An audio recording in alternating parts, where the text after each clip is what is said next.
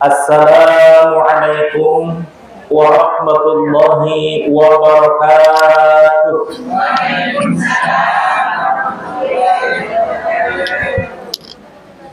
Bismillah, alhamdulillah, wassalatu wassalamu ala rasulillah wa ala alihi wa sahbihi wa mawalah. Ashhadu an la ilaha illallah wahdahu la syarika lah wa ashhadu anna Muhammadan abduhu wa rasuluhu la nabiyya ba'dah. Faqad qala Allah ta'ala fil Qur'anil Karim, a'udzu billahi minasy syaithanir rajim. Bismillahirrahmanirrahim. Man yahdillahu fahuwal muhtad wa man yudlil falan tajida lahu waliyyan mursyida. Al-ayah. Shadaqallahul azim. Ila hadratin Nabi Mustafa Muhammadin sallallahu alaihi wasallam wa ala alihi wa ashabihi wa azwajihi wa dhurriyyatihi wa ahli baitihi ajma'in wa jami'il muslimina wal muslimat wal mu'minina wal mu'minat al-ahya'i minhum wal amwat min masyariqil ardi ila magharibiha wa min yaminiha ila shimaliha wa min qawfin ila qawfin min waladi adam ila yaumil qiyamati wa khususan ila hadrati musannifani hadana kitabani Syekh Nawawi Al-Bantani wa Syekh Ibnu Athaillah As-Sakandari wa nafa'na bi ulumihi fid daraini syai'un lillahi lahumul fatihah. Bismillahirrahmanirrahim. Alhamdulillahi rabbil alamin arrahmanir rahim maliki yaumiddin iyyaka na'budu wa iyyaka nasta'in ihdinas siratal mustaqim siratal ladzina an'amta 'alaihim ghairil maghdubi 'alaihim waladdallin. Rabbighfir lana wa liwalidayna wa lil mu'minina amin. Jadi yang biasa sholat 10.000, sekarang mau tambah lagi, Pak. 100.000 lebih karena otak amal ya. Baik Bapak Ibu hadirin jemaah sekalian, bab per bab, hikmah per hikmah, mutiara kehidupan senantiasa kita pelajari dari mutu manikam yang terkandung di dalam kitab Al-Hikam ini. Betapa subhanallah, baru juga kemarin kita sudah mempelajari 21 hikmah, terasa peningkatan keimanan, keislaman, keihsanan, ketauhidan, keikhlasan kepada Allah Subhanahu wa taala semakin terpupuk dengan adanya pembahasan Al-Hikam.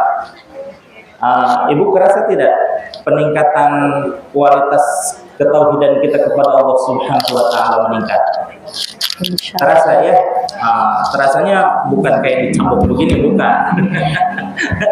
Tapi kita semakin subhanallah betapa memandang Allah Subhanahu wa taala itu sesuatu yang luar biasa dahsyat. Dan betapa kerdil kita di hadapan Allah Subhanahu wa taala dengan kemaha-akbarannya, kemaha-besarannya, kemaha-kekuasaannya, kemaha-segala-galanya. Maka semakin kita merasa bahwa diri kita sebagai hamba Allah Subhanahu wa taala, di sisi lain kita semakin terasa, oh ternyata ilmu yang kita ketahui baru sedikit, makin lama makin tenggelam dalam keindahan. Bahkan kata Imam Asy-Syafi'i radhiyallahu an, semakin aku mempelajari suatu ilmu, maka semakin terasalah bahwa diriku tidak mengetahui. Ini menunjukkan ketawaduan Imam Syafi'i. Padahal Imam Syafi'i itu, Ibu, subhanallah, usia 5 tahun sudah hafal Al-Quran. Usia 7 tahun sudah hafal ribuan hadis Rasulullah SAW. Semakin menanjak usia beliau, semakin banyak ilmu-ilmu yang diserap oleh beliau. Berhubung beliau adalah min jumlatil ulama'il mutasawwifin, dari sebagian ulama ahli fikih yang menjadi ulama sufi, dan beliau pun zuriyah Rasulullah SAW. Dan di samping segala keistimewaan yang melekat pada diri beliau, Allah berikan keistimewaan yang sangat luar biasa. Apa itu? Apa yang pernah beliau lihat dan apa yang telah beliau dengar tidak akan pernah lupa seumur hidup. Allahu Akbar. Ya.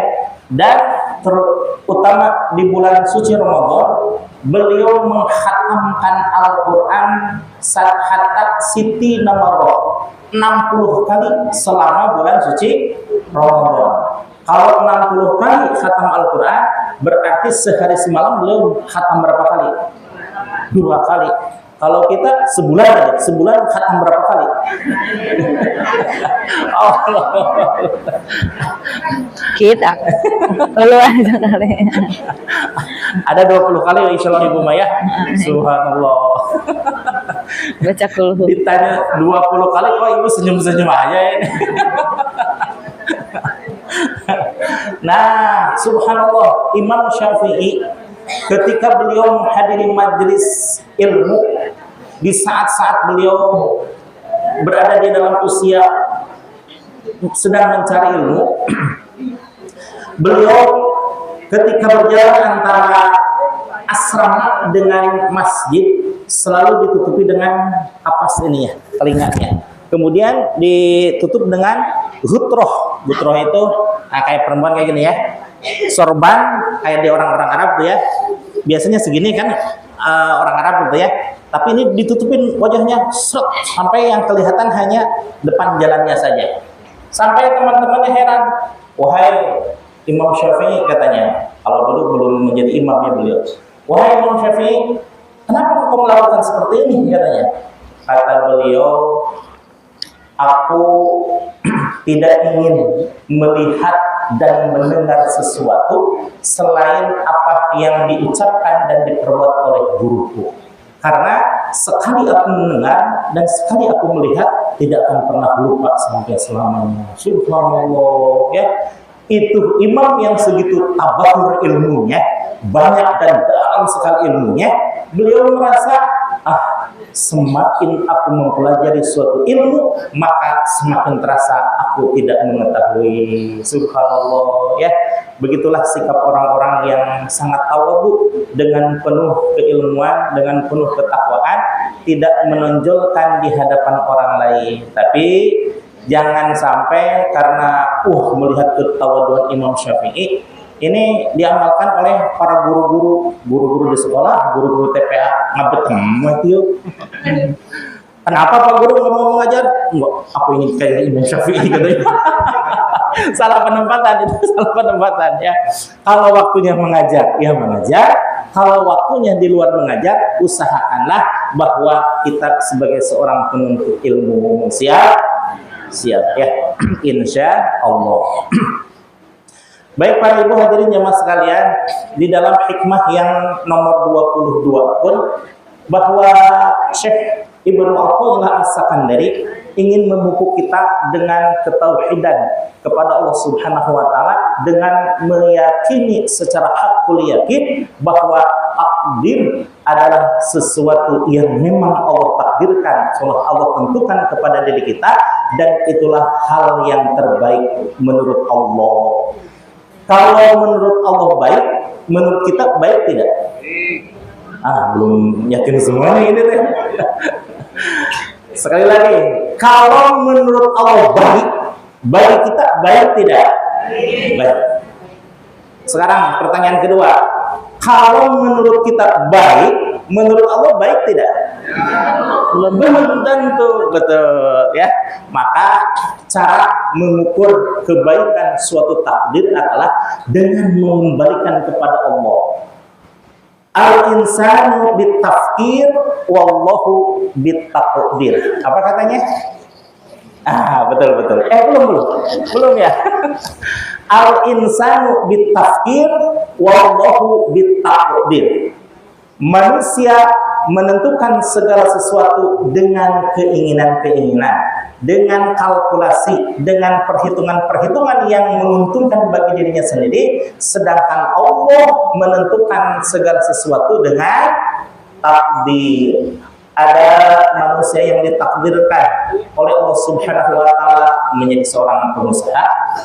Ada yang Allah takdirkan menjadi seorang terpelajar. Ada yang Allah tentukan menjadi seorang pengusaha, penguasa. Sama itu kebaikannya. Sama, ya. Selama kebaikan profesi dan kedudukannya itu digunakan untuk kemaslahatan umat dan mencari keridhaan Allah, ya. Maka segala sesuatu takdir yang Allah tentukan bagi kita, insya Allah itulah takdir yang terbaik. Kata Syekh Ibnu Athaillah, beliau menyatakan, ma min nafsin tubdihi illa walahu takdirun fika yumdihi. Bahwa apapun yang kau hembuskan, bahwa segala apa yang kau hembuskan nafas ke dalam dari hidupmu, maka di situ sudah nyata takdir yang terbaik menurut Allah.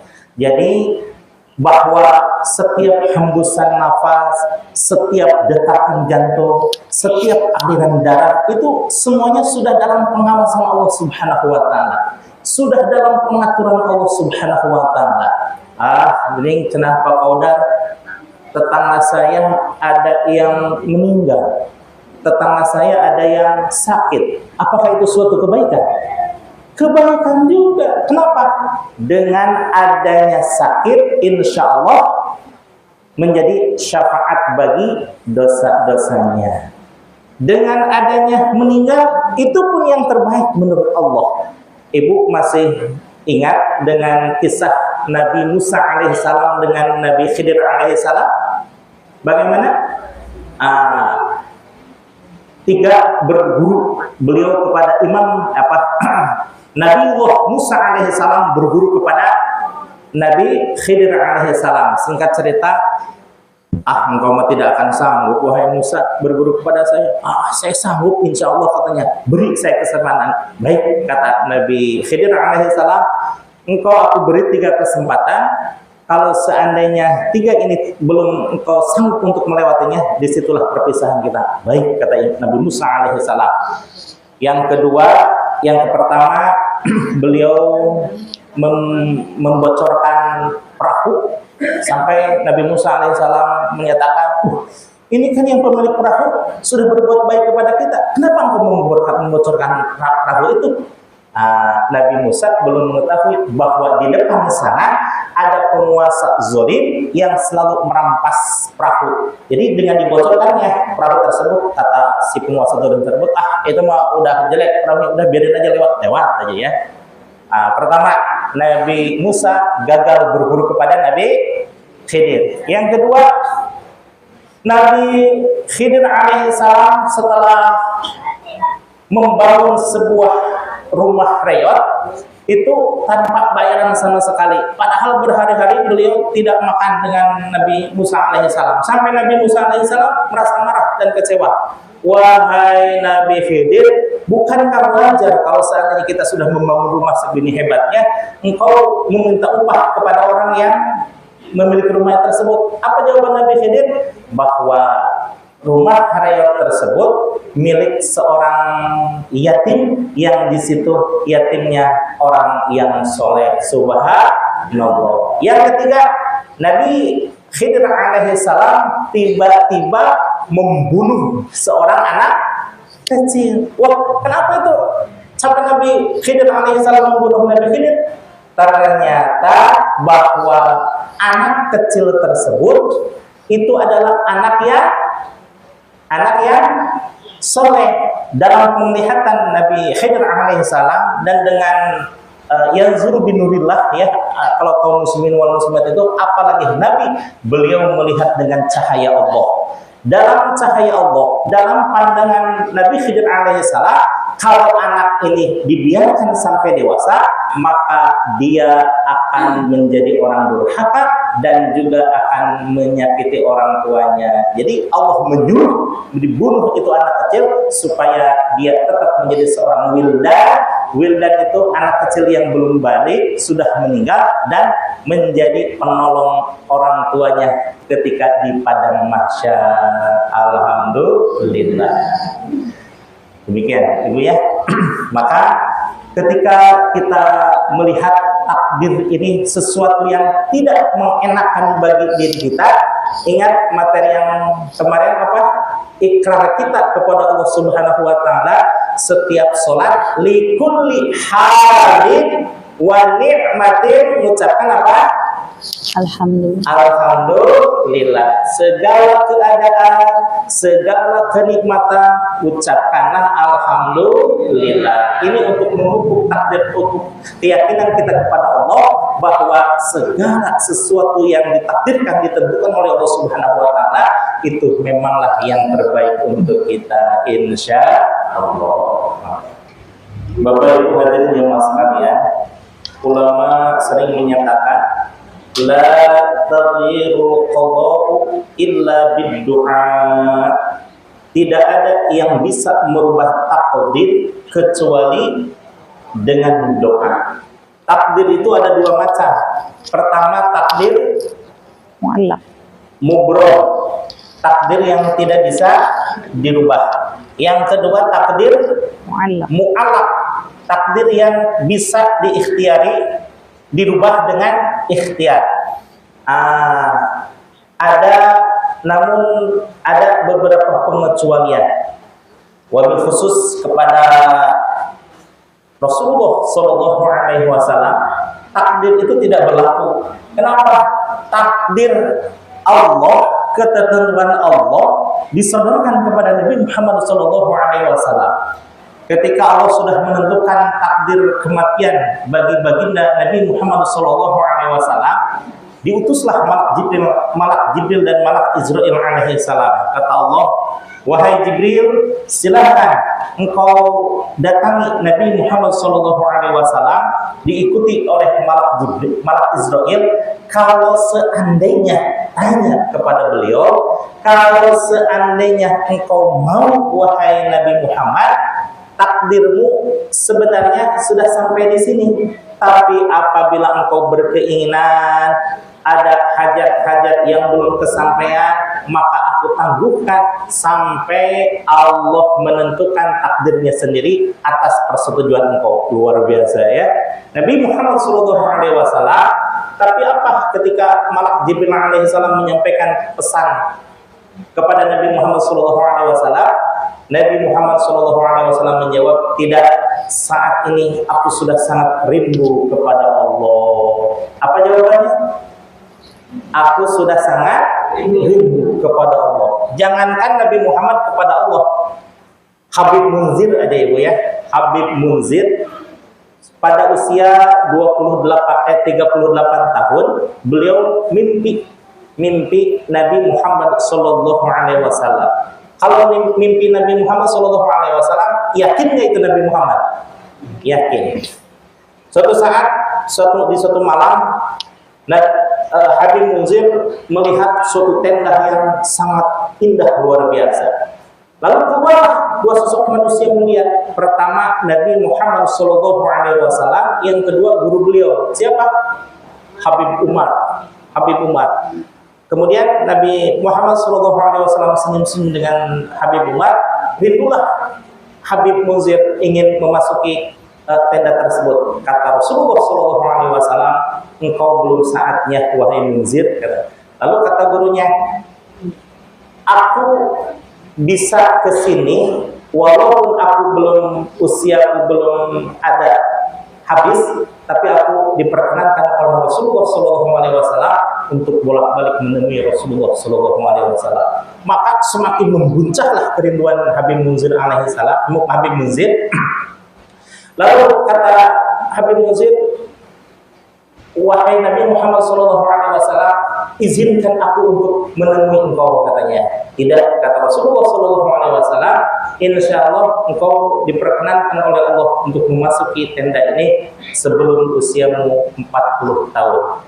Jadi Nabi Habib Munzir punya waktu 2 tahun. Selama 2 tahun itu apa yang dibaca oleh beliau? Hanya sholawat kepada Nabi Muhammad SAW sebagai ungkapan kerinduan dan kecintaan kepada Nabi Muhammad SAW. Ya, Nabi Muhammad saja rindu kepada Allah. Insya Allah semua umat Nabi Muhammad rindu kepada Allah dan kepada Rasulullah Sallallahu Alaihi Wasallam. Jadi walaupun seandainya secara umum takdir mubrom tidak bisa dirubah, tapi ada yang tadi saya sebutkan, la taghyirul qada'u illa bid-du'a. Tidak ada sesuatu yang bisa merubah takdir kecuali dengan. Adakah kisah yang menyatakan tentang penguatan dalil tersebut? Ada. Suatu saat di dalam Manqabah Sultanul Auliya Syekh Abdul Qadir Al-Jailani dikisahkan bahwa ada seorang ikhwan yang sowan kepada Syekh Abdul Qadir ingin berniaga keluar Baghdad. Kalau dulu ekspansi bisnis itu keluar negeri, keluar daerah gitu ya. Ke Yaman, ke Bahrain, ke Suriah dan ke manapun gitu ya. Kalau kita makan cukup dengan keluar RT, jadi banyak para pedagang-pedagang gitu ya. Nah, saudagar ini memohon kepada Tuan Syekh Abdul Qadir, wahai Tuan Syekh, aku ingin berniaga, katanya, ke daerah Anu. Tapi Tuan Syekh dalam pandangannya beliau melihat bahwa orang ini akan meninggal dalam perjalanan berniaganya. Tuan Syekh hanya memandang beliau saja. Lama-lama setelah memandang beliau, Tuan Syekh dengan suara menyatakan, silahkan, aku doakan engkau akan selamat. Bukan untung, tapi supaya selamat. Ternyata di pertengahan jalan setelah selesai berniaga dengan membawa keuntungan, si saudagar tersebut bermimpi di tengah jalan bahwa beliau dirampok sampai dibunuh. Sampai terperanjatlah beliau seakan-akan mimpi itu nyata. Tapi dia lihatnya, saya selamat. Kemudian barang-barang hasil perdagangan saya selamat juga. Kemudian balik sowan kepada Tuan Syekh, bahwa Tuan Syekh menyatakan, alhamdulillah, katanya, selama ini aku berdoa kepadamu, berdoa kepada Allah Subhanahu wa Ta'ala supaya engkau selamat dan juga maslahat perdagangannya. Karena aku melihat bahwa takdir Allah Subhanahu wa Ta'ala engkau mati di tengah perjalanan. Lalu kenapa aku bisa hidup, wahai Tuan Syekh? Yaitu aku berdoa sebanyak 70 kali supaya Allah merubah takdirnya. Yang tadinya takdirnya harus sebagaimana? Meninggal dalam perjalanan, ternyata Allah berubah dalam meninggalnya dalam mimpi, dan itu tidak terjadi. Alhamdulillah. Ini Ibu ya, salah satu keberkahan, apalagi keberkahan dari seorang guru, keberkahan dari dua orang tua, keberkahan dari kaum muslimin wal muslimat. Maka setiap kali ada kesempatan kita mohon doa. Mohon doa bagaimana? Mohon dikuatkan iman Islam dan ihsan, mohon dikualitaskan tentang kualitas ilmu pengetahuan dan amal, dan juga kemaslahatan dan kemanfaatan bagi umat manusia. Karena kita tidak tahu dari mulut lisan siapa doa kita diijabah oleh Allah Subhanahu wa Ta'ala. Namun kalau seandainya, tapi Ibu, ini saya kalau kita nih biasanya ke orang tua atau ke guru yang sepuh lebih hormat mana biasanya? Orang tua.